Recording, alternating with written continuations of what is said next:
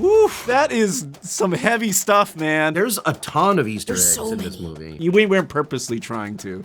He just kind of happened. And that is actually, we learned yesterday, yeah, it's the director of Toy Story 4. Oh, yeah. Harry. LOL. Jerry. We call it hoppers. Huh? We put this into this. Yes, this into this. Mabel! Be careful! Is it true that Hoppers was originally going to be a Penguins movie?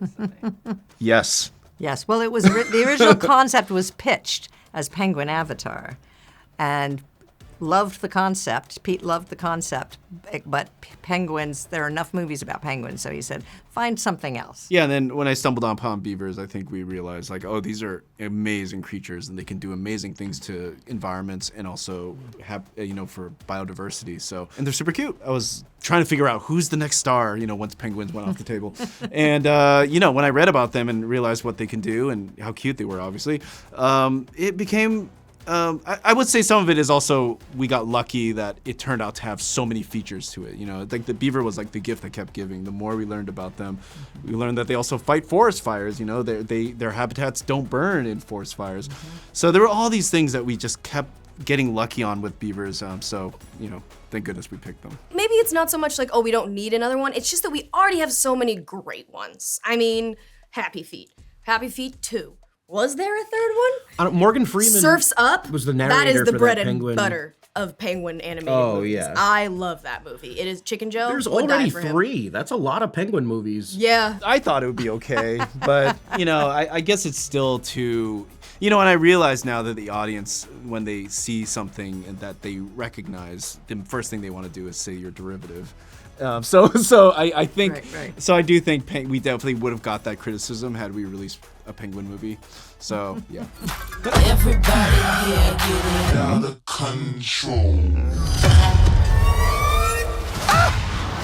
Over here! Your life is in danger. You must do exactly as we say, Harry.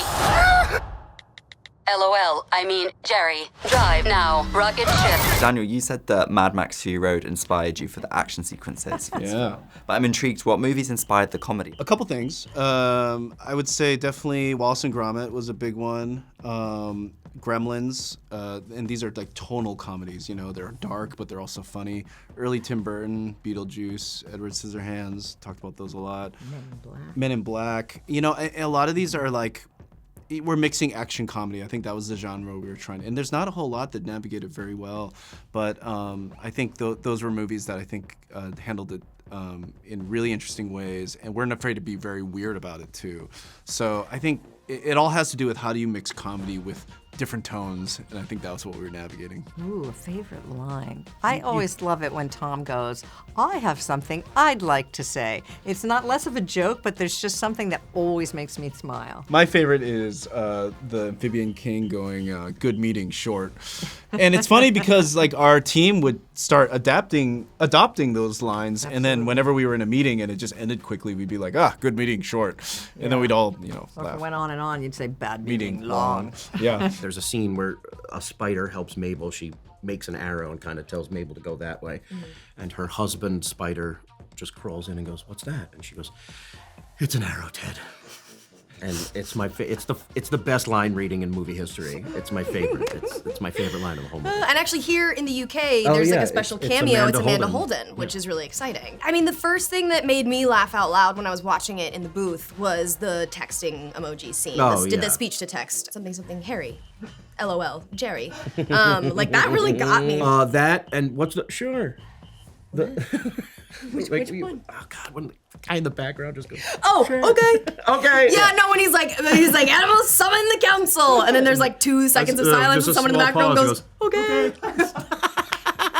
And that is actually, we learned yesterday, it's the director of Toy Story 4. Yeah. The guy who just goes, okay, is the director of Toy Story 4. Easter eggs galore. The Animal Council has been summoned. The shrill beaver is right. There's a ton of Easter There's eggs so in this many. movie. The obvious one in the beginning, there's Crush, the turtle. The little turtle, when she puts him back in the thing, it says, hi, I'm Crush. And then in Mabel's bedroom, there's a ton. Yeah. Like it's like a quick scene when she goes in and she's like watching Mayor Jerry on her phone. And on the bulletin board, there is a drawing that I actually did when I got to visit the studio. show. There is a character from Toy Story 5, like a poster of them. There's a... You know the show We Bare Bears? Daniel and I did a show together called We Bare Bears, and they snuck it in. They didn't tell Daniel. There's a bear stack.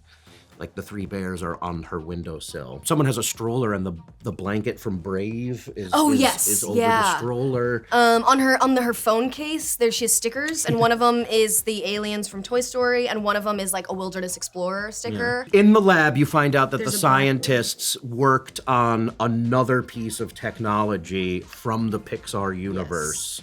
Yes. And now all the people are going like, they're connecting all the Pixar movies finally. And I'm like, yeah, maybe. Like, I want to ask Daniel. What? But she was gonna eat you. Well, yeah, she caught me. It's pond rules. Mm-hmm. Pond rules. Creating those pond rules, I imagine that was quite an experience. Oh yeah, that scene went on forever, and that was part of the fun, was getting to like play with how goofy George's like philosophy was. You want to live here, you better learn pond rules. What are pond rules? Oh, I am clear in the rest of the day. So we had a lot of really weird ones. We actually had one called the Long Rule, which was basically King George's never-ending rule, and that was the joke. It was like, you know, if you want something, but somebody else wants it, split in half, or maybe talk about it, and then maybe a third person wants it, so maybe you talk to them and you do this, or maybe you flip it up in the air. So it just went on and on and on, and our editor, Axel Geddes, was like, had enough and was like, we are cutting this. But we had a lot more rules too. We had like a timeout kind of rule where you have to like sit on a log or something like that. Oh, Remember that one? I forgot about that. Yeah, one. so we started off with a lot more. But the joke was always that King George has somehow cracked the code, and it was supposed to throw Mabel off because none of it made sense. But ultimately what it came down to is we're all in this together, no matter what. George has figured out, even if those don't make sense, we all have responsibility to each other, and we're all on the same page.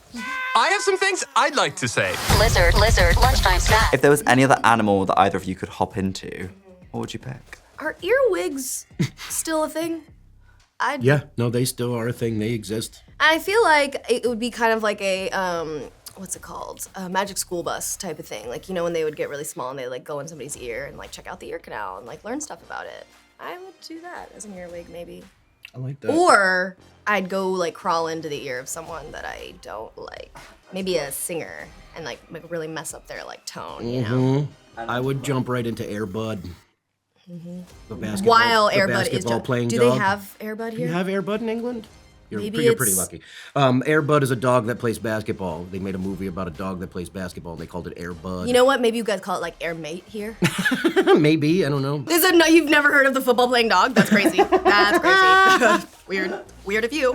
The lizard is already a fan favorite of this movie. That was intense. What's the magic behind creating such an instantly iconic character like that? To not make it. We weren't purposely trying to.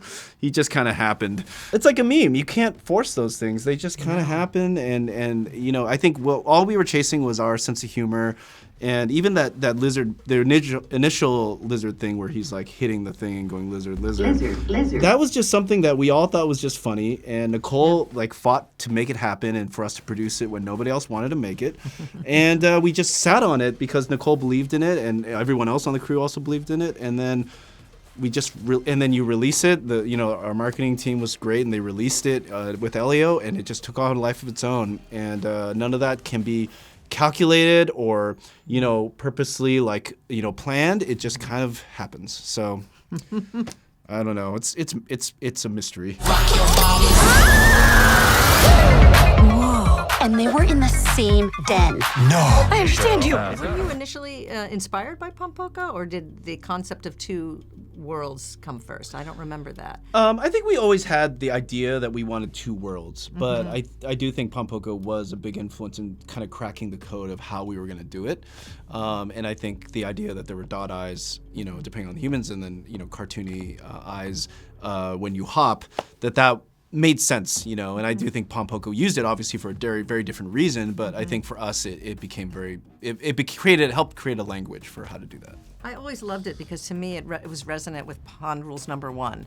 If you know someone's name, it's harder to be mad at them. So if you know an animal you know, like a pet. You know, you feel like you understand the complexity of their character, their personality, but if you don't, they're just a generic animal. And it's easier to squish them or to do things to them when you don't know them. So I've always loved that. I feel like it emphasizes that theme as well. Fellow animals! Humans have stolen their last inch of land from us! We gotta fight back! Let's squish the humans. Yeah! Wait, squish? I mean, initially you were using it in the script, but we did use the word kill from time to time as well, and everybody kind of would, we you know, it was repelled by that. You know, it's like, oh, this is bumping, and then we figured out, like, well, we are already saying squishing. Let's just make that, you know, used throughout the movie, and it really, it transformed the make it more palpable. It was funny. It was always funny, and yet, you know, it's compelling if you're an insect, and I always hope that we make people more sensitive to the plight of the insects too. You know, like we toss it off, squishing, and it's making it, you know, more palatable. But for them, it's life and death. So I think it's partly thematic that we're playing with that terminology. They squish us. Why shouldn't we squish one of them? I really don't think we need to go all the way to squish. Poor Dave. We worked him, man. Yeah, I mean, didn't even audition. I mean, he came in to record and came out. I always say he came in at 11.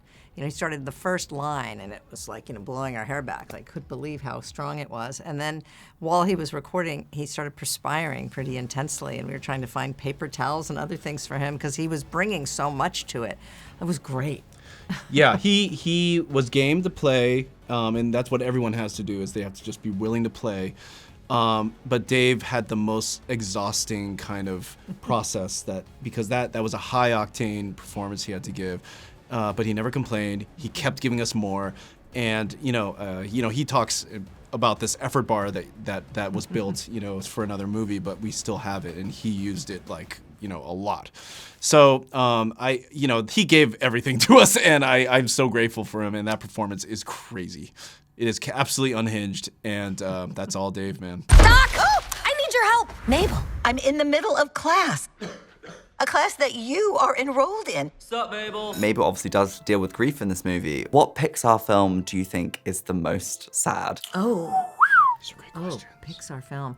I was always moved by the end of Toy Story 3. You know, when they're all like sort of facing death, honestly. And that was another moment in filmmaking where we weren't sure, like, is this too much? Is this too heavy? But it was always so compelling in the storytelling. And I mean, you know, as we say, like, you know, death is what makes life worth living, you know? And to put that into a family movie was questionable, and ultimately I think was what made that film so strong. I can go in a lot of different directions, but I just rewatched Toy Story, and the moment Buzz like has this existential like moment where he, you know, the Randy Newman music is playing, he jumps off the stairwell, and then then it cuts to him on the ground and his arms off and stuff. Woo! That is some heavy stuff, man. And it's emotional, you know? And yeah.